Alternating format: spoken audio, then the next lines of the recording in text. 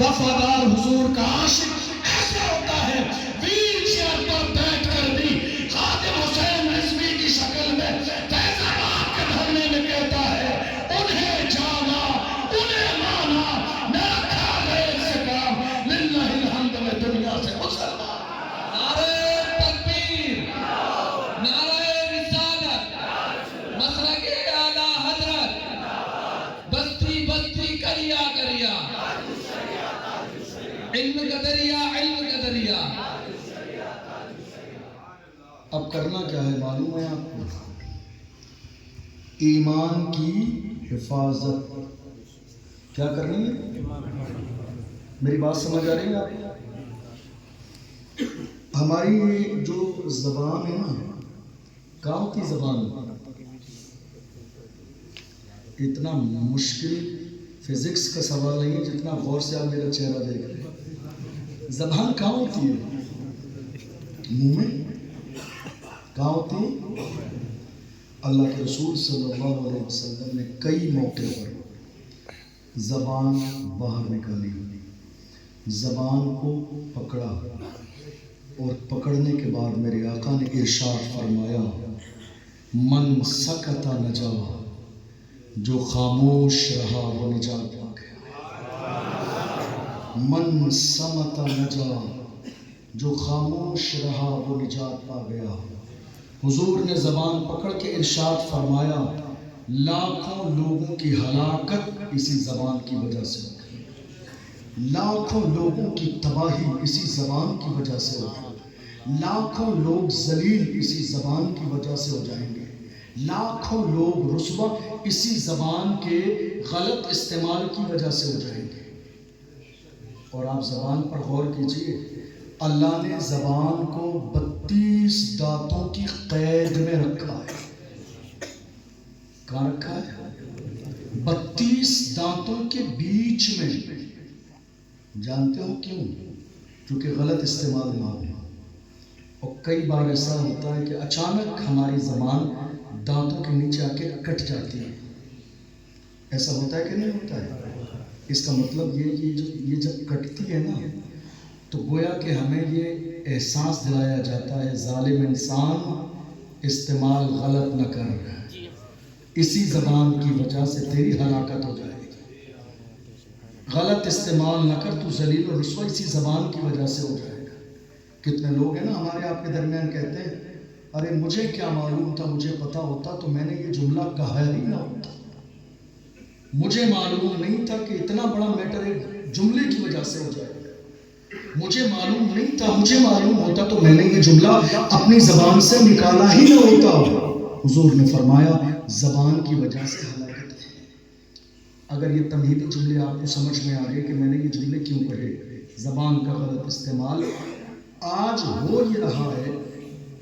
آپ جتنے لوگ یہاں بیٹھے ہوئے ہیں اللہ ماشاءاللہ، میں آپ سے کہوں کھڑے ہو کر دعائے قنوت سنائیے، 98 لوگ ایسے ہوں گے کہ جنہیں دعائے قنوت یاد نہیں ہوگی۔ میں آپ سے کہوں فرائض نماز اور شرائط نماز سنائیے، آپ میں سے بہت سارے لوگوں کو، اکثر لوگوں کو یاد نہیں ہوں گے۔ حالت یہ ہے منبر پر جب علماء نکاح پڑھانے پہنچتے ہیں، پہلا کلمہ یاد نہیں ہوتا 30 سال کے بندے کو۔ یہ سچائی ہے۔ علماء بیٹھے پوچھ لیجیے آپ، علماء کہتے ہیں چلیے بھائی کلمہ سنائیے، کہتے ہیں حضرت کلمہ یاد نہیں ہے، آپ ہی پڑھا دیجیے۔ پڑھا تو دیا، لیکن اپنے سینے میں یہ محسوس کرو کہ قوم مسلم آج کہاں کھڑی ہوئی ہے۔ جس قوم کے جوان کو پہلا کلمہ یاد نہ ہو، جس قوم کے جوان کو سنت کے مطابق استنجے کا طریقہ معلوم نہ ہو، جس قوم کے جوان کو قرآن کی 10 سورتیں یاد نہ ہو نماز کے لیے، جس قوم کے جوان کو فرائض و واجبات کا علم نہ ہو، وہ کیا کر رہے معلوم ہے؟ بیٹھ کر صحابہ کے بارے میں بحث کرتے ہیں۔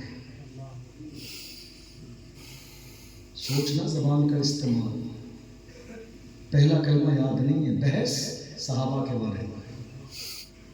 غسل کا طریقہ معلوم نہیں ہے، بحث صحابہ کے بارے میں، یہ میں طے کروں گا کہ ابو بکر کی شان کیا ہے۔ جس رسول کو طے کرنی تھی انہوں نے مصلی پہ کھڑا کر کے بتا دیا ابو بکر کی شان کیا ہے۔ یہ میں طے نہیں کروں گا مقام ابو بکر کیا ہے، یہ کمیٹیاں طے نہیں کریں گے مقام ابو بکر کیا ہے، یہ کوئی قلندر طے نہیں کرے گا مقام ابو بکر کیا ہے۔ میرے نبی نے تمام صحابہ کی موجودگی میں کہا تھا ابو بکر سے کہو میرے مصلی پہ کھڑے ہو کے نماز پڑھو۔ ہم یہ سوچ رہے ہیں ہم کوشش کریں گے، ہم دلیلیں دیں گے، ہم حجت کریں گے، ہم بحث کریں گے تو کسی کا مقام بڑھا دیں گے۔ ہمیں گریبان جھانکنے کی ضرورت ہے، ہماری اپنی حیثیت کیا ہے، ہماری اپنی حیثیت کیا ہے، ہمارا اپنا مقام کیا ہے، ہماری اپنی ویلیو کیا ہے جو ہم صحابہ اکرام کے مقام و مرتبے کو آگے بڑھائیں گے۔ یاد رکھنا زبان کے استعمال پر غور کریں آپ کہ زبان کا استعمال آپ کس انداز میں کر رہے ہیں۔ ایسا نہ ہو کہ آپ زبردستی علم نہ ہونے کے باوجود بحث کرتے رہیں، لڑائی کرتے رہیں، جھگڑے کرتے رہیں، فساد کرتے رہیں اور ایک دن صحابہ اکرام کی شان میں گستاخی کرنے کی وجہ سے آپ کے ہاتھوں سے ایمان چل جائے۔ یاد رکھنا صحابہ کی جماعت کون ہے آپ جانتے ہو کون ہے؟ ہم سے آپ نے کہا، ہم نے آپ سے کہا کوئی بندہ آ جائے جو مسلمان نہیں ہے، وہ کہے حضرت مسلمان ہونا چاہتا ہوں، ہم کہیں کلمہ پڑھ کے مسلمان ہو جاؤ۔ ابو بکر وہ ہیں جنہیں کلمہ رسول اللہ نے پڑھایا ہے، جنہیں دین رسول اللہ نے سکھایا ہے، جنہیں اسلام رسول اللہ نے سکھایا ہے۔ صحابہ کی مقدس جماعت وہ ہے کہ جنہوں نے رسول اللہ کے مبارک چہرے کو دیکھا ہے، حضور کے صبح و شام دیکھے ہیں، حضور کا اٹھنا بیٹھنا دیکھا ہے، حضور کا چلنا پھرنا دیکھا ہے۔